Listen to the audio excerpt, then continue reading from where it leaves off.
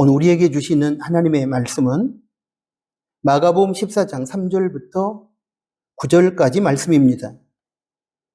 예수께서 베다니 나병 환자 시몬의 집에서 식사하실 때에 한 여자가 매우 값진 향유, 순전한 나드 한 옥합을 가지고 와서 그 옥합을 깨뜨려 예수의 머리에 부으니 어떤 사람들이 화를 내어 서로 말하되 어찌하여 이 향유를 허비하는가? 이 향유를 300데나리온 이상에 팔아 가난한 자들에게 줄 수 있었겠도다 하며 그 여자를 책망하는지라. 예수께서 이르시되 가만두라. 너희가 어찌하여 그를 괴롭게 하느냐? 그가 내게 좋은 일을 하였느니라. 가난한 자들은 항상 너희와 함께 있으니 아무 때라도 원하는 대로 도울 수 있거니와 나는 너희와 항상 함께 있지 아니하리라. 그는 힘을 다하여 내 몸에 향유를 부어 내 장례를 미리 준비하였느니라. 내가 진실로 너희에게 이르노니 온 천하에 어디서든지 복음이 전파되는 곳에는 이 여자가 행한 일도 말하여 그를 기억하리라 하시니라. 아멘. 방금 봉독한 말씀을 중심으로 해서 다음 세대 영적 대각성 집회 마지막 설교 청직이라는 주제하에 들려주시는 하나님의 세 번째 말씀을 받도록 하겠습니다. 여러분, 지금 우리는 지난 8월 3일 주일부터 매주일 설교를 통해 청직이라는 주제에 대한 하나님의 말씀을 살펴보고 있습니다. 8월 3일 주일 설교에서는 청지기의 두 가지 사명, 즉 책임을 살펴보았습니다. 청지기 사명의 그 첫 번째는 하나님께서 맡겨주신 것을 주인이신 하나님의 뜻을 따라 성실하게 관리하고 선하게 사용하는 것이며, 청지기 사명의 그 두 번째는 하나님께서 허락하시지 않은 것은 절대로 건드리지 않는다는 것이었습니다. 그리고 8월 10일 주일 설교에서는 청지기 삶의 출발점이 하나님 앞에서 자신이 주인이라고 하는 잘못된 인식과 주인으로 살고 싶어 하는 그릇된 욕망을 내려놓고 주인이신 하나님 앞에 자신의 의지를 복종시키는 것에 있다는 사실을 확인했습니다. 이제 오늘 8월 17일 주일 설교에서는 청지기 삶의 필수적인 덕목 중에 하나를 살펴보려고 하는데, 그 덕목은 바로 헌신입니다. 헌신의 사전적 정의는 어떤 일이나 남을 위해서 자신의 이해관계를 생각하지 않고 몸과 마음을 바쳐 있는 힘을 다하는 행위를 뜻합니다. 헌신에 대한 이 사전적 정의를 성경적으로 확장해서 표현하면 주인이신 하나님께서 청지기인 우리 크리스찬에게 맡겨주신 모든 것, 즉 생명이나 마음이나 몸이나 물질 또는 권력, 재능, 지식, 이런 건강 등을 하나님과 하나님의 나라, 그리고 선하고 의로운 일을 위하여 아낌없이 드리고 필요로 하는 이웃을 위하여 최선을 다하여 베풀고 나누고 섬기는 행위를 뜻합니다. 오늘 저는 청지기의 덕목인 헌신의 삶을 삶으로 예수님께 칭찬받았던 한 여인을 여러분께 소개하고 그 여인의 헌신의 삶을 조명해 보고 싶습니다. 그리고 우리 모두가 이에 대해서 함께 도전받고 이 여인이 예수님으로부터 헌신의 삶을 통해 칭찬받았던 것처럼 우리도 그렇게 되기를 소원합니다. 이 여인은 오늘 본문 마가복음 14장 3절에 보니 값진 향유, 그 순전한 나두를 담고 있는 옥합을 깨뜨려 예수님의 머리에 그 향유를 붓는 헌신을 행했습니다. 그렇다면 여러분, 이 여인은 누구이며 이 여인이 행한 헌신의 구체적인 행위와 그 영적 의미는 무엇일까요? 먼저 이 여인이 누구인지에 대해서는 안타깝게도 오늘 본문인 마가복음 14장 3절부터 9절에서는 그 어떤 정보도 이름이나 신분, 직업, 그리고 가족 관계 등에 대한 어떤 정보도 제공하지 않습니다.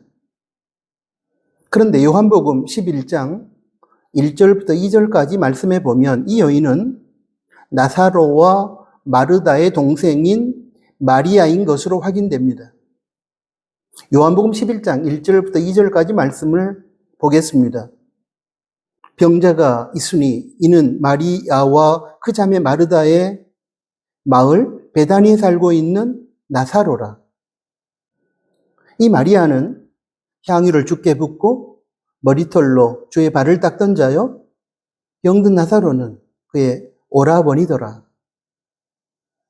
이 여인은 부모님이 일찍 돌아가신 결손 가정에서 오빠 나사로와 언니 마르다와 함께 살고 있는 마리아인데 일반적으로 우리가 알고 있는 막달라 마리아입니다. 예수님은 모든 인간을 사랑하셨지만 그 중에서도 결손 가정의 이 삼남매에게 특별한 애정을 베푸셨고 특히 막달라 마리아는 귀신에 들렸다가 예수님을 통해 귀신이 쫓겨나가는 은혜를 경험했고 또 간음하다 사람에게 발각되어 멸시천대를 받고 정죄 당하는 상황에서 예수님으로부터 죄를 용서받고 사람다운 대접을 받았습니다. 한마디로 막달라 마리아는 예수님으로부터 갚을 수 없는 큰 은혜를 받고 사람다운 사람으로 인격적 대접을 받은 것입니다. 헌신의 삶에 대해서 묵상할 때마다 제 마음속에 떠오르는 책의 내용이 하나 있습니다. 바로 어른들이 읽는 동화인 아낌없이 주는 나무라는 책에 나오는 일부 내용입니다. 그중 일부분을 발췌해서 제가 한번 읽어드리겠습니다. 나무 한 그루가 있었습니다. 그 나무는 한 소년을 사랑했습니다. 그 소년은 매일 나무에게 와서 매달리고 그네도 뛰며 맛있는 열매를 따서 먹었습니다. 그러다 피곤해지면 나무 그늘에서 단잠을 자기도 했습니다. 어느덧 소년도 나무를 사랑하게 되었습니다. 나무는 행복했습니다. 자신이 사랑하는 소년으로부터 사랑을 받기 때문이었습니다. 시간은 흘러 소년은 나이가 들었습니다. 어느 날 소년이 나무를 찾아와 말했습니다.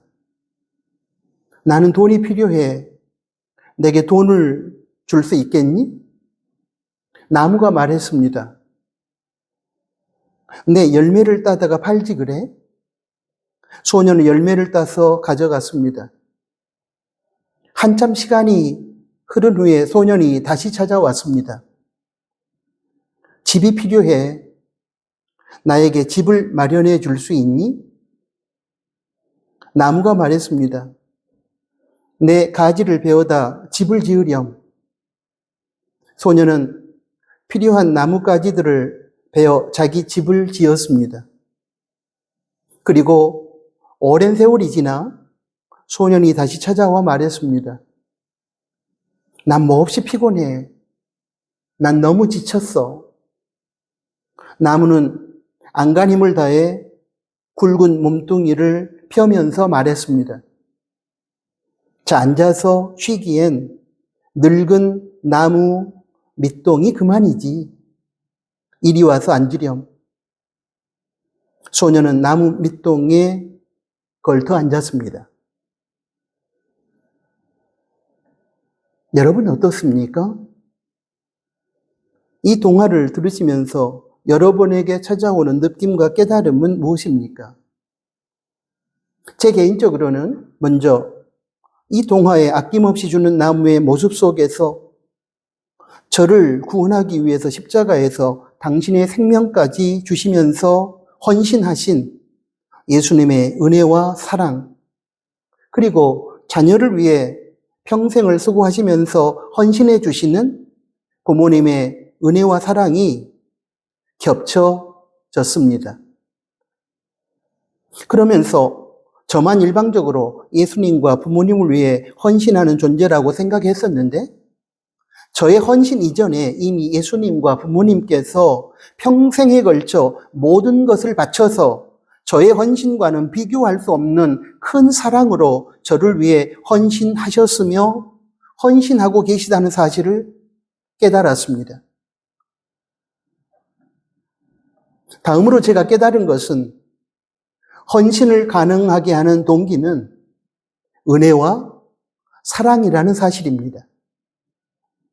방금 제가 읽어드린 내용 서두에 그 나무는 소년을 사랑했습니다라는 구절이 있었는데, 이처럼 나무가 소년을 사랑했기 때문에 나무는 소년을 위해 자신의 모든 것을 아낌없이 줄 수 있었던 것입니다.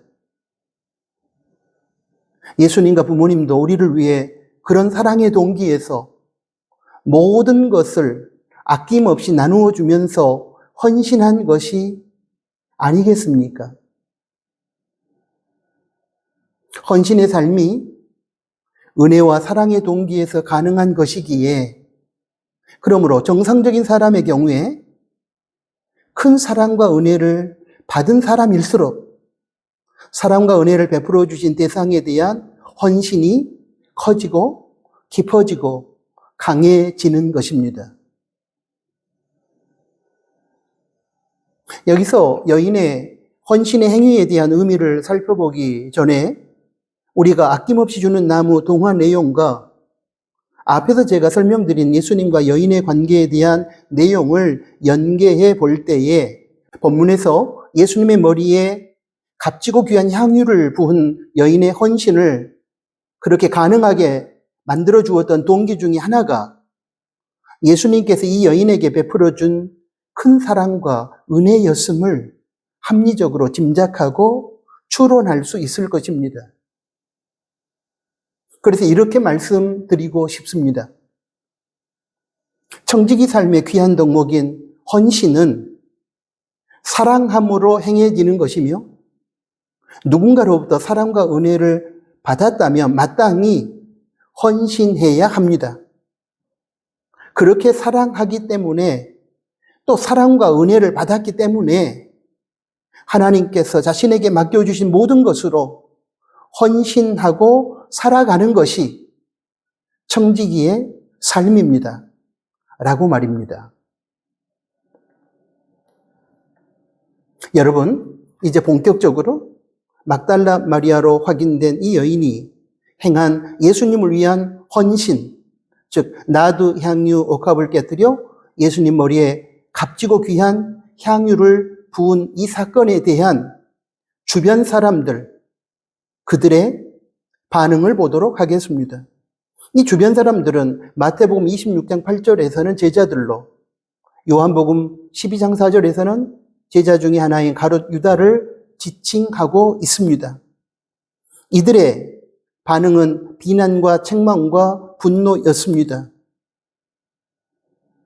그런데 그에 대한 예수님의 반응은 정반대로 그 여인의 헌신의 행위에 대한 칭찬이었습니다. 이제 주변 사람들과 예수님의 반응에 대해서 우리가 살펴보고, 그리고 예수님께서 해석해 주신 이 여인의 헌신 행위에 대한 영적 의미에 대해서 함께 살펴보도록 하겠습니다. 이런 질문을 먼저 드리겠습니다. 주변의 사람들은 왜 막달라 마리아의 헌신에 대해서 분노하고 비난하고 책망했을까요?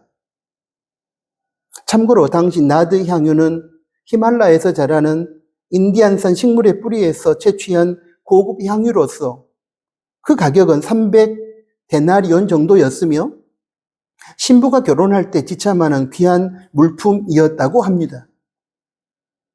당시 일용 근로자의 하루 일당이 1데나리온 정도였으니 저의 추산으로 하루 요즘 일용 근로자 일당을 10만 원으로 계산했을 때 3천만 원 정도의 값비싸고 귀한 고급 제품이었을 것이라고 생각합니다. 나드 향유가 이렇게 값비싸고 귀한 고급 제품이었다는 사실을 염두에 두고서 주변 사람들의 분노와 비난과 책망, 일색의 반응을 살펴보면 그래도 일반적인 차원에서는 공감하는 부분도 있을 것이라고 생각이 듭니다. 마가복음 14장 4절부터 5절에는 주변 사람들이 그렇게 반응하게 된 이유가 기록되어 있습니다. 보겠습니다. 4절입니다. 어떤 사람들이 화를 내어 서로 말하되 어찌하여 이 향유를 허비하는가? 5절입니다. 이 향유를 300데나리온 이상에 팔아 가난한 자들에게 줄 수 있었겠도다 하며 그 여자를 책망하는지라. 이 말씀에서 보면 이들은 300데나리온 정도의 큰 값어치가 있는 나드 향유를 팔면 많은 가난한 사람들을 구제할 수 있는데 그 값비싼 것을 단 한 번에 예수님의 머리에 부었으니 그 행위는 당연히 어리석고 바보 같은 낭비라고 간주했기 때문에 그렇게 비난하고 책망하고 분노했던 것입니다. 일반적으로나 상식적으로 생각해 보면 이들의 반응이 한편으로는 이해가 되지 못할 것도 아닙니다. 어쩌면 이들의 말이 이치에도 맞고 설득력 있게 들려질 수도 있을 것입니다. 왜냐하면 이 여인의 예수님을 위한 헌신 행위가 쓸데없는 것에 엄청난 낭비를 한 것으로 보일 수도 있기 때문입니다. 그런데 여러분, 문제는 여인의 헌신에 대해서 예수님은 주변 사람들의 부정적인 판단과 반응과는 달리 칭찬을 하셨다는 것입니다. 마가복음 14장 6절 말씀을 보겠습니다. 예수께서 이르시되 가만두라 너희가 어찌하여 그를 괴롭게 하느냐 그가 내게 좋은 일을 하였느니라. 예수님은 이 말씀에서 분명히 이 여인의 헌신 행위를 칭찬하셨고 이 여인이 헌신한 행위가 좋은 일이었다고 선언하심으로 우리가 세상적인 상식과 일반적인 차원에서 생각하는 판단과는 다른 판단을 하셨습니다. 그렇다면 예수님께서는 왜 당시 주변 사람들의 판단과 반응, 그리고 우리가 생각하는 세상적인 상식과 일반적인 차원에서의 판단과 반응과는 다른 판단과 반응을 보이셨을까요? 이에 대한 이유를 우리는 마가복음 14장 7절부터 8절까지 예수님의 말씀 속에서 찾아볼 수 있습니다. 보겠습니다. 7절입니다. 가난한 자들은 항상 너희와 함께 있으니 아무 때라도 원하는 대로 도울 수 있거니와 나는 너희와 항상 함께 있지 아니하리라. 8절입니다. 그는 힘을 다하여 내 몸에 향유를 부어 내 장례를 미리 준비하였느니라. 이 말씀에서 예수님은 가난한 자들을 돌보는 일은 평상의 삶 속에서 언제든지 아무 때라도 마음만 먹으면 할 수 있는 일이라고 규정하셨으며 그에 비해 이 여인이 행한 헌신이 순간의 기분이나 어떤 이기적인 동기에서 대가를 기대하고 하는 세속적인 행동이 아니고 인류의 구원을 위한 예수님 십자가 죽음을 앞두고서 그 장례를 준비하는 영적이고 거룩한 행위로서 그것이 평소에 수시로 할 수 있는 헌신 행위가 아니라 어쩌면 평생에 단 한 번밖에 할 수 없는 특별한 헌신 행위라는 사실을 밝혀주셨습니다. 여기에 바로 예수님께서 자신에게 행한 여인의 헌신 행위를 칭찬하는 이유가 담겨 있습니다. 바로 이것입니다. 예수님은 여인의 헌신이 당신의 죽음과 장례를 준비하는 구속사적인 차원에서의 영적 사건이었으며 또한 평상의 삶 속에서 마음만 먹으면 언제든지 할 수 있는 헌신이 아니라 어쩌면 평생에 단 한 번밖에 할 수 없는 특별한 헌신이었기 때문에 칭찬하신 것입니다. 이렇게 평생에 한 번밖에 할 수 없는 예수님을 위한 영적 사건이었기 때문에 예수님은 그 어떤 것보다 우선순위 차원에서 먼저 행한 그 여인의 헌신을 칭찬했던 것입니다. 이런 의미에서 여인의 헌신 행위는 그 당시 여인의 헌신 행위를 비난하고 책망했던 주변 사람들이 생각했던 어리석고 쓸데없고 무의미한 낭비가 아니라 실은 하나님 나라를 위한 의미 있고 특별한 경우에 해당하는 거룩한 낭비였다고 평가할 수 있는 것입니다. 여러분, 여기서 우리가 오해해서는 안 되는 사실이 하나 있습니다. 그것은 예수님께서 여인의 헌신 행위를 칭찬한 것이 가난한 자를 돕는 행위가 잘못된 것이라고 말한 것이 아니라는 것입니다. 구제는 크리스천이 감당해야 할 중요한 사명입니다. 그러므로 예수님의 말씀의 의도는 옳고 그름, 좋고 나쁘고의 기준이 아닌 무엇이 지금의 상황에서 먼저 행할 것이냐 하는 우선순위 차원을 생각해야 한다는 것입니다. 제가 예를 들어서 설명해 보겠습니다. 100% 일치한다고는 볼 수 없겠지만 본문에서 예수님께서 여인의 헌신 행위를 칭찬했던 이유에 대해 충분히 공감하시고 동의하실 것이라고 생각합니다. 어떤 가정에 6남매를 둔 연로하신 부모님이 계셨습니다. 이 부모님은 평생에 걸쳐서 6남매를 낳아서 키우고 자립시키기까지 온몸과 마음을 다해 뒷바라지를 했습니다. 그러는 사이에 부모님은 늙었고 몸은 병들었으며 일반적인 사람들이 대체적으로 한 번쯤은 가봤을 것 같은 해외여행 한 번 가보지 못했습니다. 이제 살 날이 얼마 남지 않은 부모님을 위해 막내딸이 자신이 월급 받아 적금을 들었던 2천만 원을 찾아서 이제 평생에 한 번이 될 수 있을지 모르는 부모님의 소원, 버킷리스트인 해외여행을 이루어주기 위해 여행사에서 안전하고 편리한 풀코스 여행 상품을 구입했습니다. 그런데 한 가지 문제가 발생했습니다. 부모님 해외여행에 한 푼도 내놓지 않은 다른 자녀들이 막내 동생 행위를 비난하고 책망한 것입니다. 그들은 이렇게 막내 동생을 비난하고 꾸짖었습니다. 너 타고 다니는 차도 중고여서 수리비도 많이 들어간다고 하면서 그 돈으로 새 차나 구입하지. 부모님이 그 연세에 해외에 나가서 보면 얼마나 본다고 어리석게 해외여행 상품을 구입했니? 차라리 그 돈으로 조카들 학비를 보태주거나 용돈이라도 주지. 그러면 생색이라도 날 거 아니냐. 나이 드신 부모님 해외여행 가봤자 좋을 게 뭐가 있다고 거액을 들여서 쓸데없이 여행 상품을 구입했단 말이냐. 나는 너의 그런 행위를 도무지 이해할 수 없구나. 이 바보야. 이에 대해 막내딸이 이렇게 오빠 언니들에게 항변합니다. 오빠 언니들 들어보세요. 제가 부모님 해외여행 상품 구입해 드린 것이 바보 같고 쓸데없고 어리석은 일이라고요?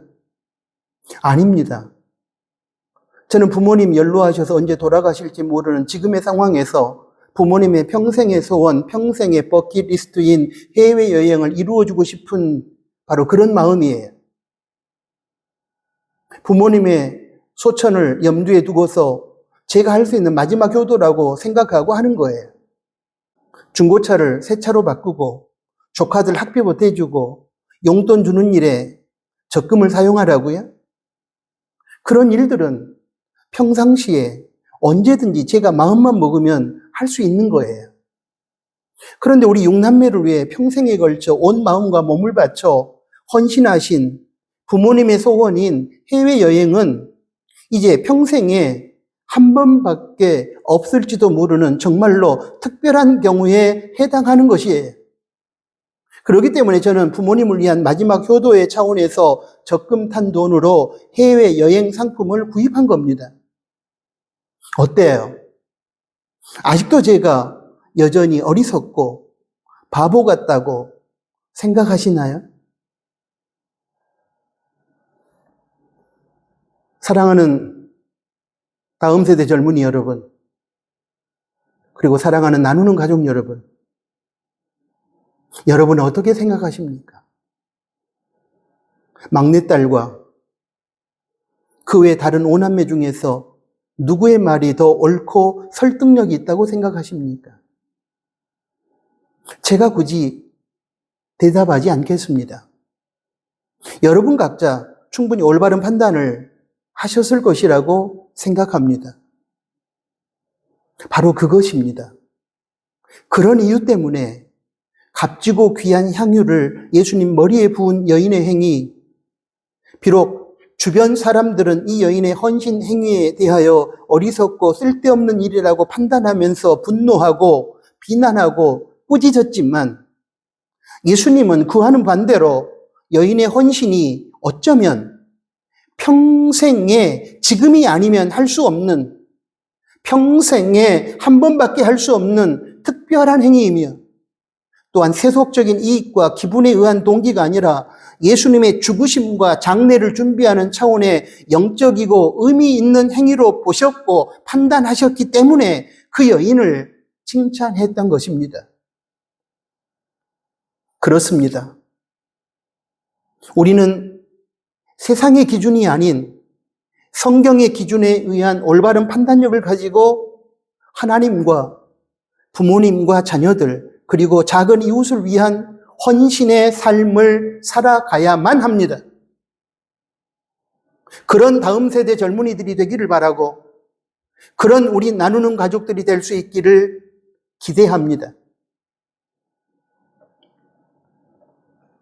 이제 마지막으로 본문을 통해서 배울 수 있는 참된 헌신의 동기에 대해서 살펴보고 오늘 설교를 마무리하겠습니다. 먼저 참된 헌신은 기분이나 이기적인 동기에서 할 것이 아니라 사랑의 차원과 은혜의 차원에서 순수하게 해야 합니다.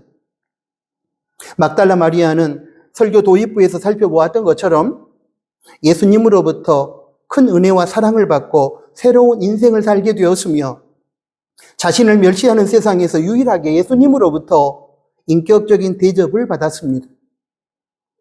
막달라 마리아는 그러한 예수님의 사랑과 은혜에 감격했으며 그러므로 예수님을 마음 중심에서부터 존경했고 사랑했습니다. 그 사랑에 근거하여 순수한 마음으로 예수님께 헌신했던 것입니다. 헌신은 이처럼 순수해야만 하나님께서 기억하시고 칭찬해 주시는 빛나는 행위가 되는 것입니다. 그러므로 하나님과 부모님, 그리고 자녀들, 그리고 이웃을 위한 우리의 헌신은 대가를 바라는 이기적인 계산이나 기분에 의한 동기가 아닌 오직 사랑이라고 하는 순수한 동기와 목적에서만 이루어져야 할 것입니다. 다음으로 참된 헌신은 세상이 좋고 옳다고 하는 기준에서 행해질 것이 아니라 하나님 보시기에 좋고 옳은 차원에서 행해져야 합니다. 본문의 내용에서 살펴보았듯이 예수님 주변의 사람들은 막달라 마리아의 행위에 대해 세상적인 기준에 근거하여 비난하고 책망하고 분노했지만 예수님은 하나님의 영적 기준에 근거하여 좋은 일이라고 평가하고 칭찬했습니다. 세상의 가치에 근거한 세상 사람들의 부정적인 소리에 귀를 기울이게 되면 절대로 하나님 기준에 합당한 참된 헌신의 삶을 살 수 없게 됩니다. 그러므로 항상 기도하고 항상 말씀을 성실하게 묵상하면서 하나님 나라의 가치가 무엇이며 성경적인 기준이 무엇인가를 깨달아 그것을 붙잡고 살아가야 합니다. 그리고 그것을 붙잡기 위해서 우리는 항상 영적으로 깨어있는 사람이 되어야 할 것입니다. 사랑하는 다음 세대 젊은이 여러분, 그리고 나누는 가족 여러분, 이렇게 하나님 나라의 가치와 성경적 기준을 가지고 평생에 한 번뿐일지도 모르는 예수님의 장례를 준비하는 차원에서 순수한 마음으로 헌신했던 막달라 마리아 행위를 예수님께서는 칭찬해 주셨습니다. 그리고 이렇게 선언해 주셨습니다. 마가복음 14장 9절의 말씀입니다.